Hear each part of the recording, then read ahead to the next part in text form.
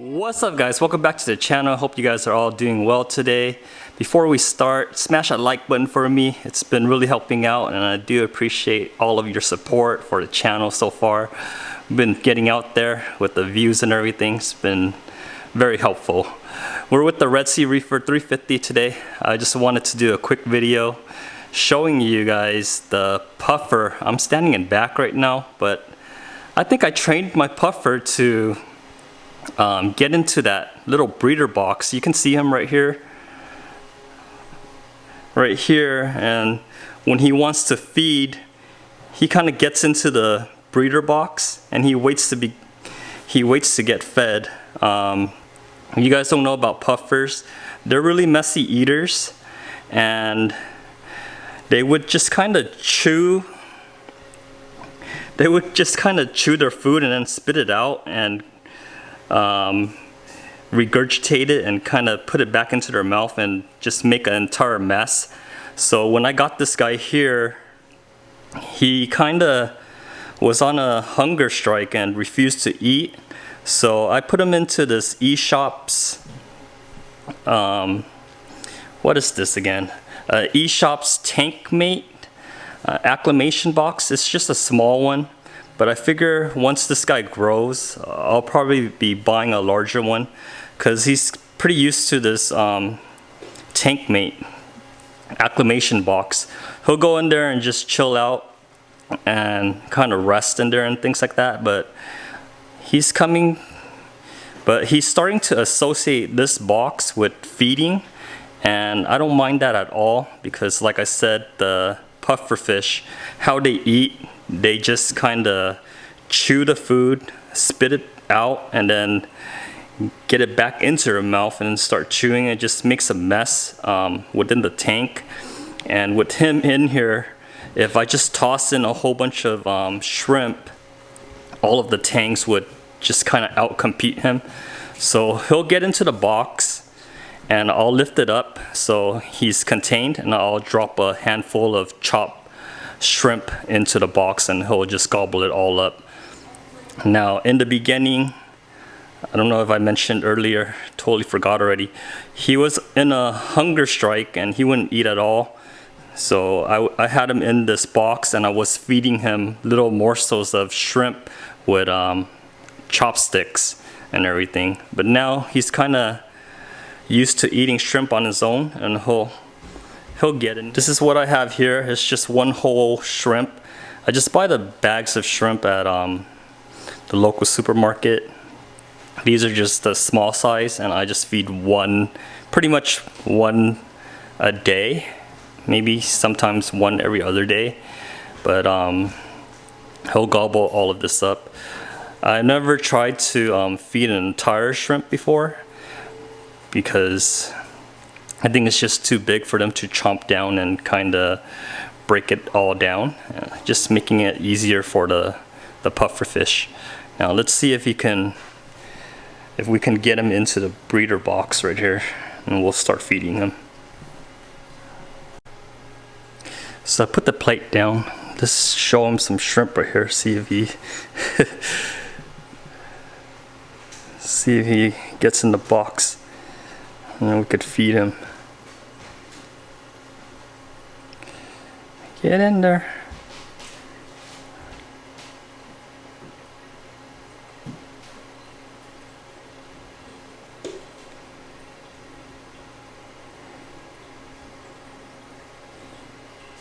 See that?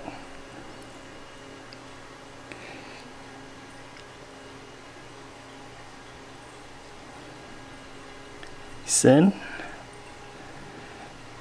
Let me get the plate right now, so get some food in there. So I have it raised up so the food won't kind of get blown away. Handful of shrimp right here. He's in here. Now if he wasn't in the box, all of that, you see all of his buddies right here just whipping up, and they're just gonna snatch it all away from him, and he's just busy chewing. You see him kind of chewing and then spitting it out and then chewing again, every now and then some of the wrasses are pretty smart. If the shrimp is right in the crack, they would have the ability to pull out a piece of shrimp every now and then. But for the most part, the puffer's gonna get what he needs from this one shrimp.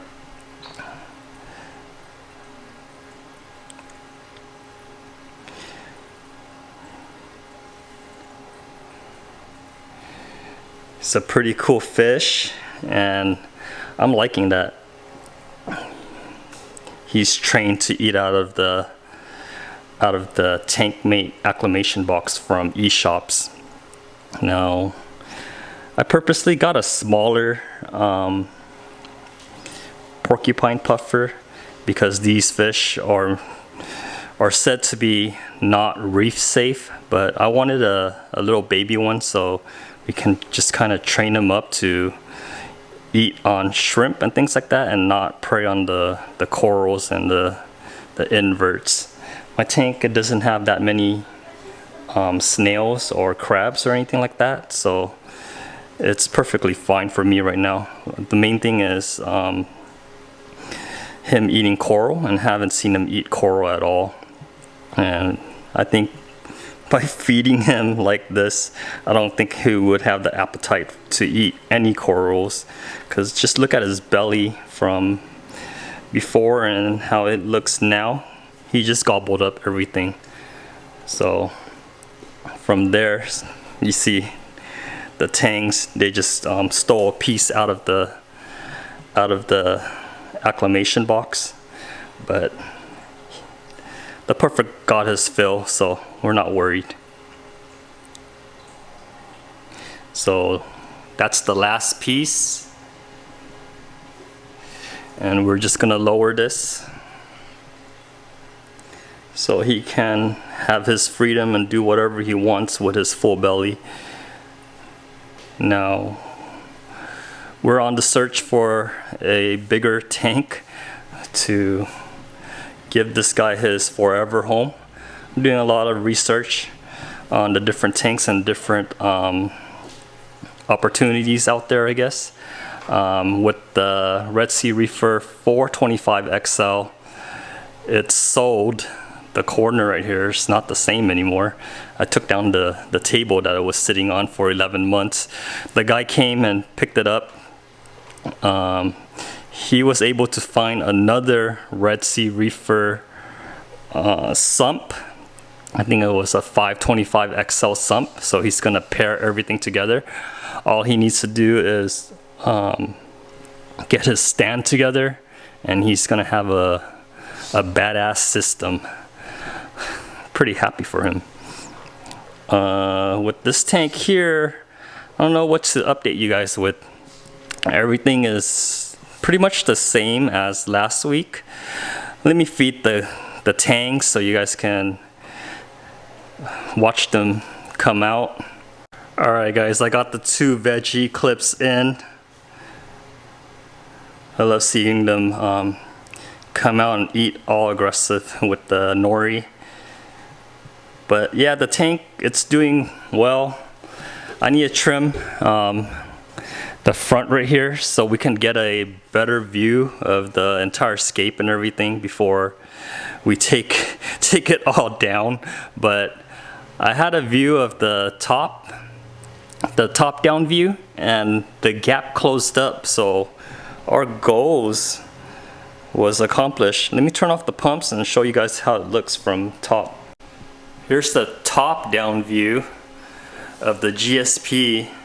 It just looks like a bed of grass. This is what I envisioned probably a year ago. And it's finally connecting. It was multiple pieces kind of spread out, and there was always like a gap, making it look like 2 islands near each other, but the gap is closing. You can still see the little gap at the bottom right there, but it's kind of filling in right now. And I think after they touch, they just kind of run out of space to expand. So there's nowhere to go for the GSP but up. I don't know if I should leave this entire thing to expand all the way up, and then we'll have a 2 feet instant carpet to put into the new build. Let me know in the comments section down below what you guys think about that. Let me turn on all of the pumps again to get everything running. But before we do that, let's do a quick pan. This guy right here, super huge as always. The guy in back, he's for sure touching my my Monty cap right here. It's like totally stressing him out and just bleaching.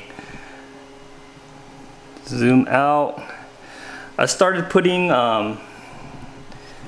some of the hammers up top right here. This guy right here I put up first, and I noticed that it started extending and getting bigger than when it was down here. I'm pretty sure it's related to lighting. It's probably getting twice as much par down here, so it's happier up here. So once I saw that hammer, super happy right there in the center, I moved the one in the back up as well, and he's a frog spawn.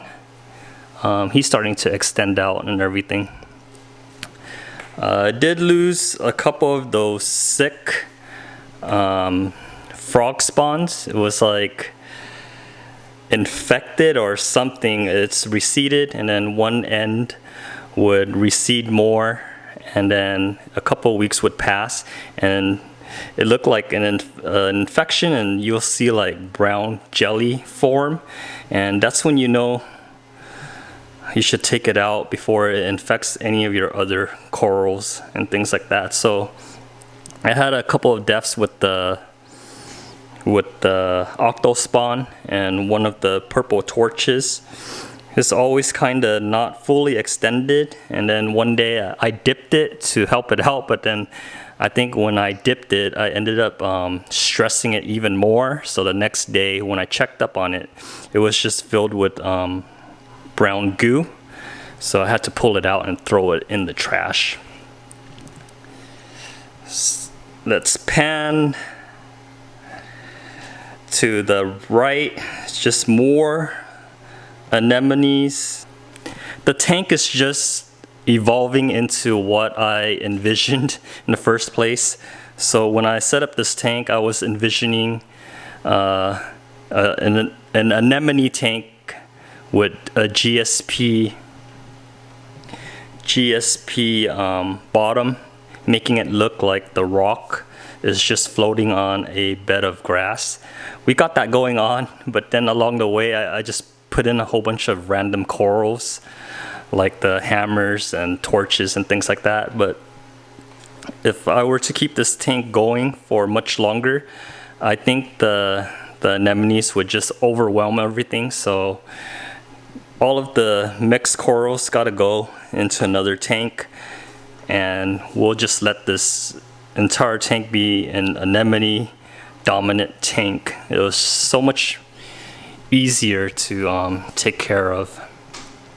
This guy up here, he was on the loose. I had him in the breeder box for a bit, and then I just decided to throw him into one of the glass cups right here. And he's just staying put for now. I feel like I'm just kind of rambling with this video. I just wanted to update you guys with the Red Sea Reefer 425 XL. I was able to sell that tank, so we have some funds to put into our next build. I hope we get somewhere soon, but we got some funds there, and we just gotta save up some more money and see where we go. It's pretty cool to share with you guys how the puffer got trained to go into the acclimation box. He's been doing that for a couple of days now, so I don't mind him being trained like that. Like I said, porcupine puffers are messy eaters, and having all of the food contained in here while he's eating is a plus. Anyways guys, it's just a quick short video for today. I hope you guys are all doing well, and I guess I'll catch you guys on the next one. Bye.